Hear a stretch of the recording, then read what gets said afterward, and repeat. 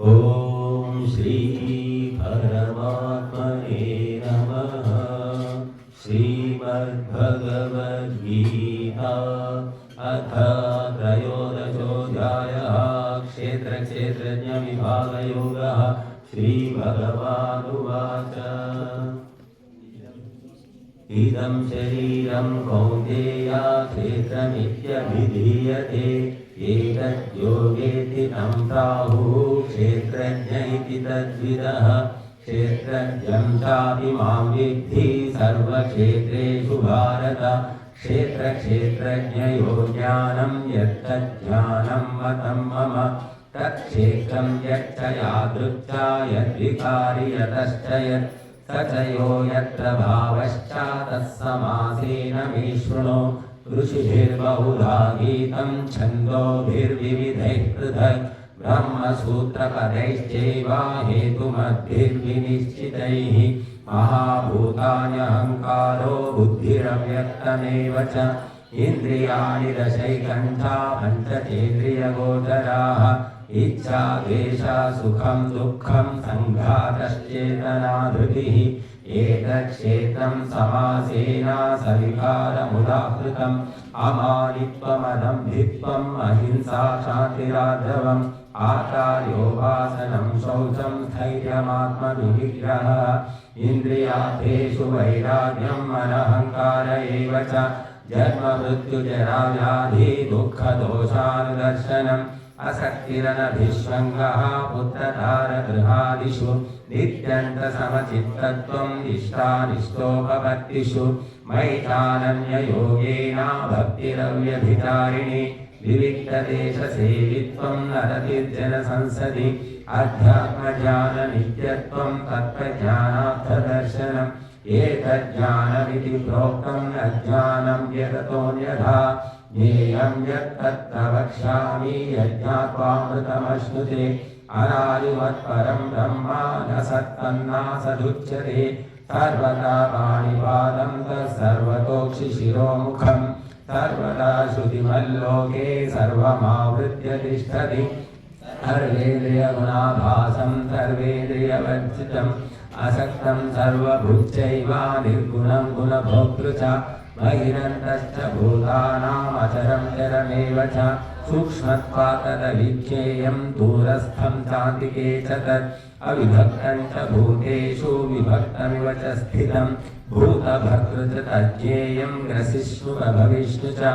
ज्योतिषामपि तज्ज्योतिः तमसा परमुच्यते। ज्ञानं ज्ञेयं ज्ञानगम्यं हृदि सर्वस्य विष्ठितम्।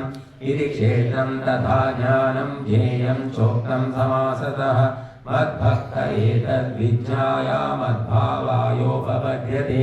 प्रकृतिं पुरुषं चैव विध्यनादिमुभावति। विकाराश्च गुणाश्चैव विद्धि प्रकृतिसम्भवान्। कार्यकारणकर्तृत्वे हेतु प्रकृतिरुच्यते। पुरुषः सुखदुःखानां भोक्तृत्वे हेतुरुच्यते। पुरुषः प्रकृतिस्थो हि भुङ्क्ते प्रकृतिजान् गुणाः। कारणं गुणसङ्गोक्तः सदसद्योनिजन्मसु उपद्रष्टानुमन्ता च भर्ता भोक्ता महेश्वरः।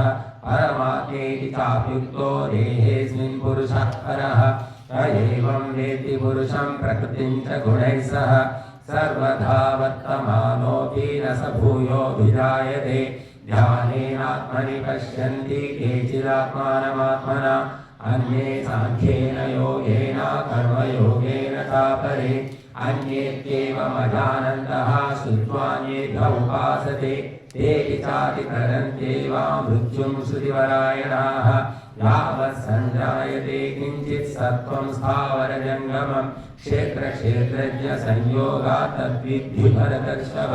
समं सर्वेषु भूतेषु तिष्ठन्तं परमेश्वरं विनश्यत्स्व विनश्यन्तं यः पश्यति स पश्यति। समं पश्यन् हि सर्वत्र समवस्थितमीश्वरं न हिनस्त्यात्मनात्मानं ततो याति परां गतिम्।